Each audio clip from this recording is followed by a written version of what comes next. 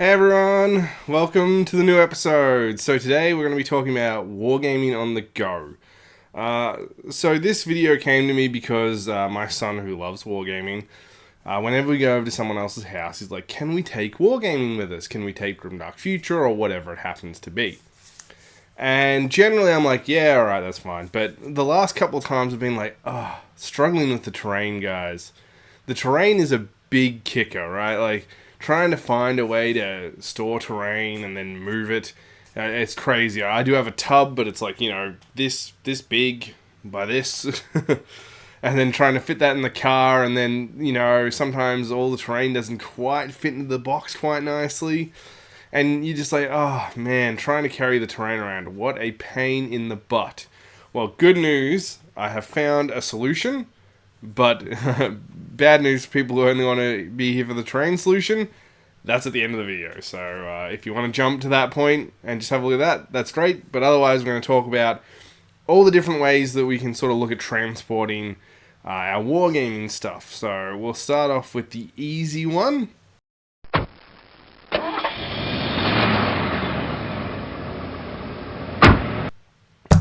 Dice tokens and everything like that. So this is my box. I'm just going to angle us down a little bit just so we can sort of a little bit more.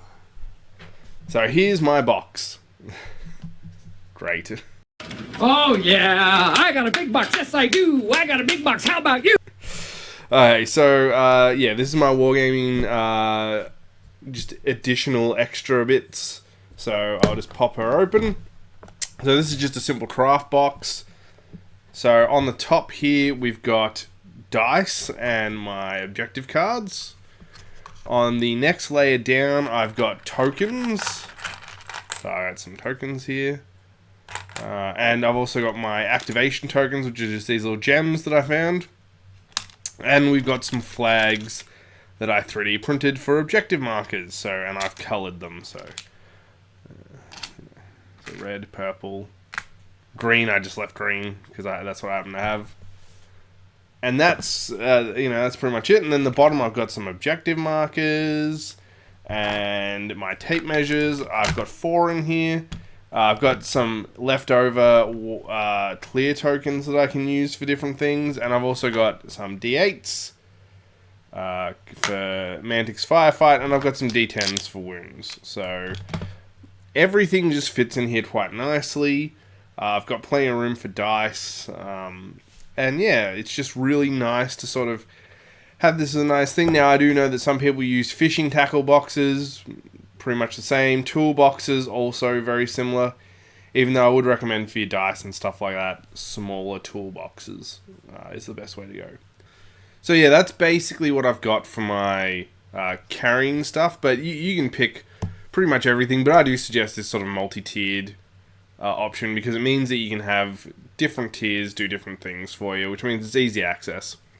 You also get more space too. Anyway, and as you can see, it closes very nicely. Sorry about the rock on the table. And then we just pop it shut and it's ready to go. Off we go for our wargaming. Obviously, if you carry a lot more stuff, you can have a bigger box.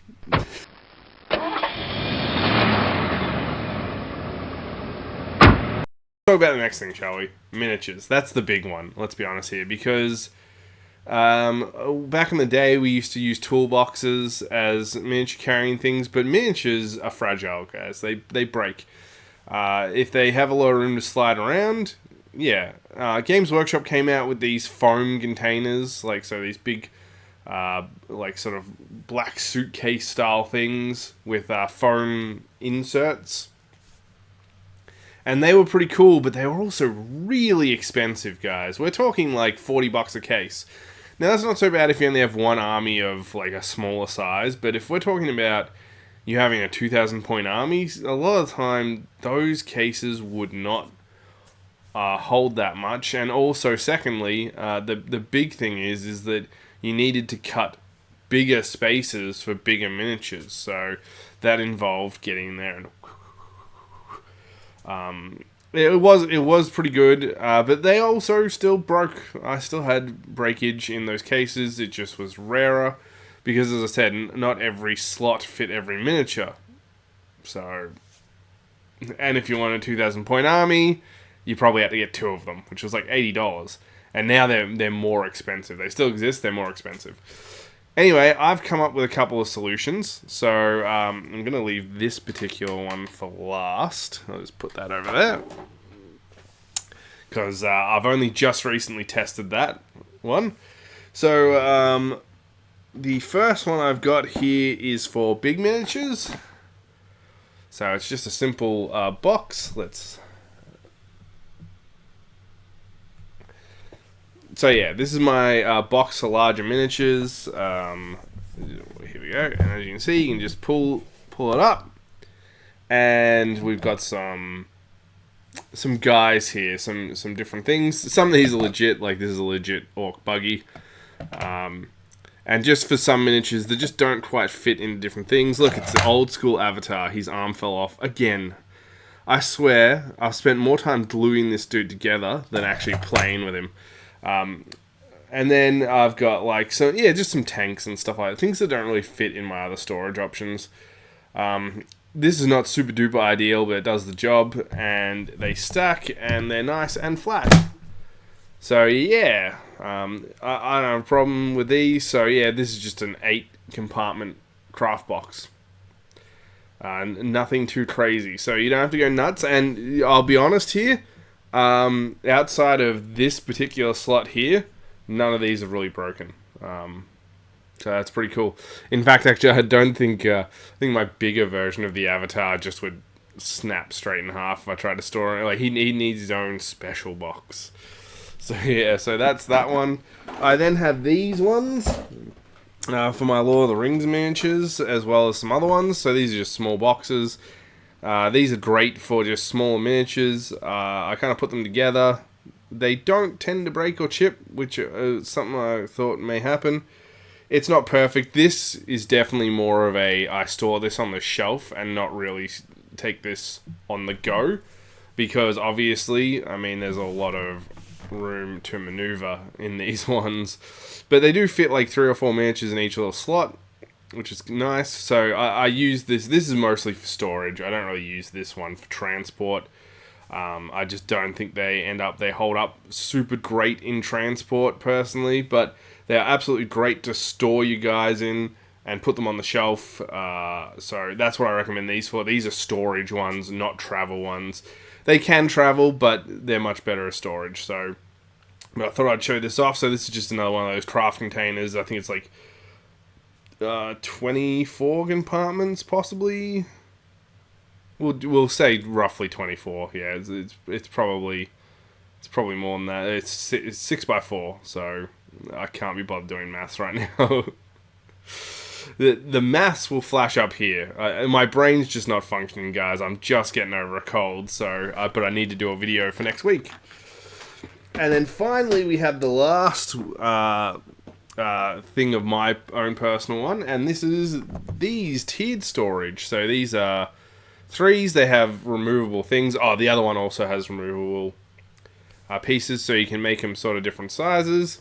And these lids just come off and they pop down, and as you can see, I might need to swap this, and we'll just hold it up like that. As you can see, there's all my miniatures. These for my dwarf forces, and these actually are quite, like, they don't really let miniatures flip, and there's a lot of room for them. So you kind of stack them up together, and they generally won't move too much. These are what I use for on the go. There were just some armies that just didn't store very well in the other containers because they're too big, or they're oddly shaped like the motorcyclists or whatever. So that's why I got these, and I actually would probably recommend these over the smaller ones now that I've sort of played around with it a bit more. But, what do you do, guys? I mean, once you already buy like 20 of those other containers, you sort of use them, right? So that's pretty much where I'm at for the miniature storage that I use fairly consistently. But there was one other miniature storage thing that I had come across in my little journey, and that basically is magnetic storage. So here we go. So I got one of those craft boxes, and I glued a magnetic sheet in the bottom, just an A4 one. I also needed to glue a little bit extra in the back here, but that's fine. And then basically what you do is you stick magnets to the bottom of you guys. So here's my son's, one of his leaders, Otto. And as you can see on the bottom, 2 magnets, and guess what? Bloop. And he's stuck there. Now, the problem I had, which I'm not sure you guys have, because, you know, many of these bases have the little curve, you know, the little dent in there. So yeah, there's that little sort of... But some custom bases are flat. So, I came up with this. So, I've got a flat magnet, and then I 3D printed a washer, and made it to the specification of the size of the base, and glued that to the bottom for that one too. And as you can see, whoa, Otto went for a bit of a ride there. As you can see, they're not moving. So yeah, so that like I wouldn't trust it completely, guys. Don't turn it upside down, and you know, don't turn it upside down. But it will hold these in place for any sort of transport across the field, and you've got plenty of space, and you can get much deeper ones than these containers. This was just the container I could find on short notice. And obviously in this scenario, you can really stack these guys very close together, in squads. And this will probably do you 2,000 points fairly easy, I think. Obviously, if you've got a tank or something, you'll need to figure out something else in that one, because I've got a dreadnought over here for this faction that I'm working on, and he's too tall for this. So this is where one of those deeper containers may end up working, or you might possibly be able to, say, stick a couple magnets to the back of the dreadnought and stick him to the bottom of the base flat. But then he is taking up more space, so, you know, everything comes in leaps and bounds. Okay, so we've now got the dice and the miniatures out of the way, so that's good. But really, let's be honest here, what we came for, what I wanted to make this video about, was terrain. The big thing is like, what do you do? How do you store it? Like, you know, if it's like a solid piece of terrain, it's a bit hard to just fold up and move on with life, right? Well, I've come up with a couple of solutions, and we'll have a look at them right now.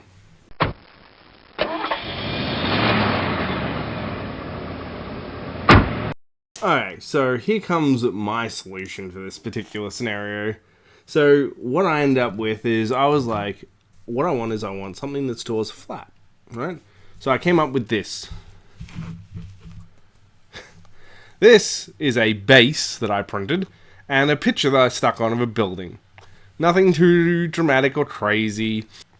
I put an outline in orange on it that I will actually paint onto the base as well. And what that means is that this building can be entered, but it's cover. So it's cover for the people in the building, and it blocks line of sight for people on the other side. So that's my idea with this particular piece of terrain. I thought this was nice and easy, you know, you just, boom, stores flat, no problem. Yeah, it stores flat, it's not a problem. We're just looking at a nice little flat piece of terrain. But then I thought, maybe someone else has come up with a better solution. Maybe that's the case. So I found this. This is an interesting little piece of engineering here. So this is a 3D print. And what you do is you flip it out, and you have a piece of terrain with ledges. This is really cool. I will link the creator. I've forgotten his name off the top of my head, but the creator will be linked. I am planning to buy more of his stuff, but at the time it was a little bit on the pricey side for me, but you know, I'm a cheap bastard, so I will end up buying some stuff from him. This is a freebie from the guy, and I just think this is really cool. This is a nice little piece of terrain that just folds up, and then when you're done, done. I like it because it looks the part. It's got some really cool stuff, and it just folds up into a nice little neat cube that then you can put in your storage container. So immediately I already circumvented my own flat piece of terrain idea, but I don't necessarily think this is terrible for someone who's on a budget, because you don't need to print a base. You just get a bit of cardboard, you print off an image, and you stick it to it. So I still think this is viable. So I'd probably say less cool, more cost effective, more cool, less cost effective. But then I found this piece. So this is another flat piece of terrain that folds into a U shape, which I thought was really, really quite cool. Actually, I'm just going to put it this way. But then he also has this that sticks in. And what this does is that it keeps everything in place. And you also get a cool ledge. And this looks a bit more ruined building-esque, not so much like a foldable piece of terrain. This guy's one is also cheaper, but obviously this one required a little bit more strewing around getting it to print properly. So, you know, take it as you sort of get, I think, on this particular one. But this is still really cool. And once again, when you're done, and it's ready to go. Now, obviously, this also takes up more room, but it's a bigger building, so you know, I think if you sort of printed this guy's bigger building, you'd roughly say they have about the same print. This will probably have slightly less. But of course, we can't talk about terrain without talking about the king, the undisputed champion that everyone talks about for terrain that folds up, and that is... Well, you know what? I'll stick it together on camera. That is the magnetic terrain.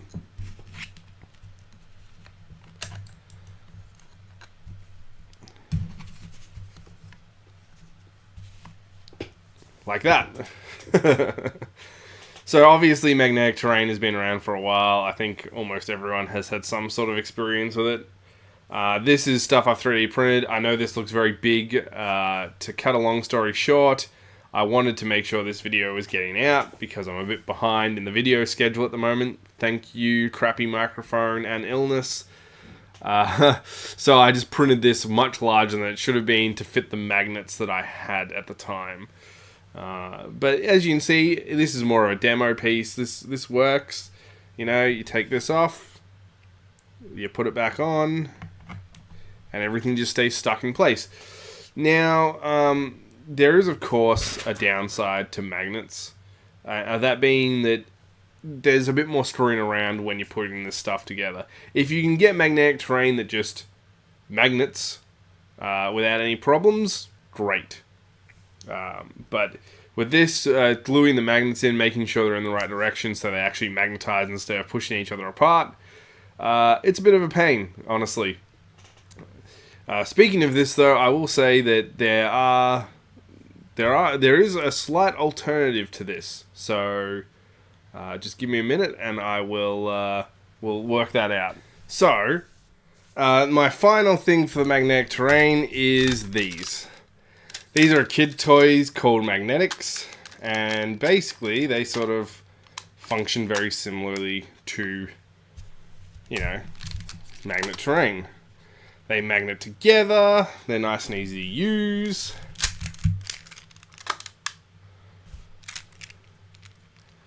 And basically, they can be used to make a lot of different things.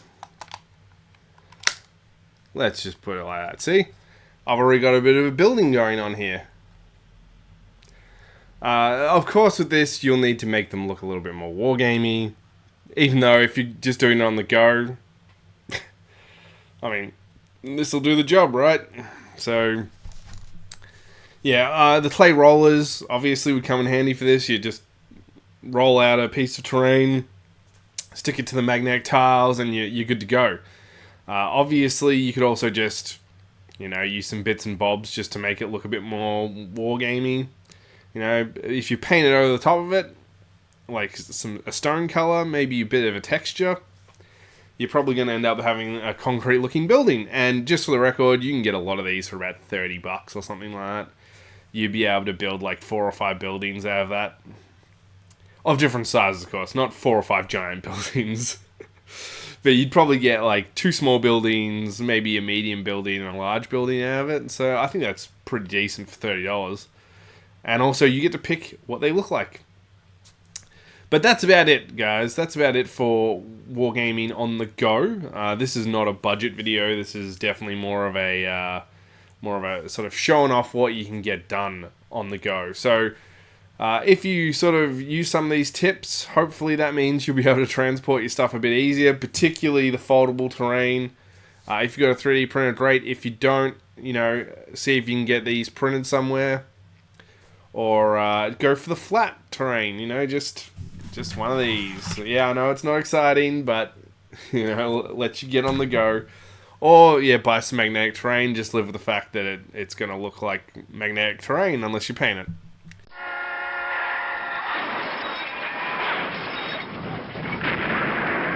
Anyway, guys, thank you so much for joining me. I really appreciate it.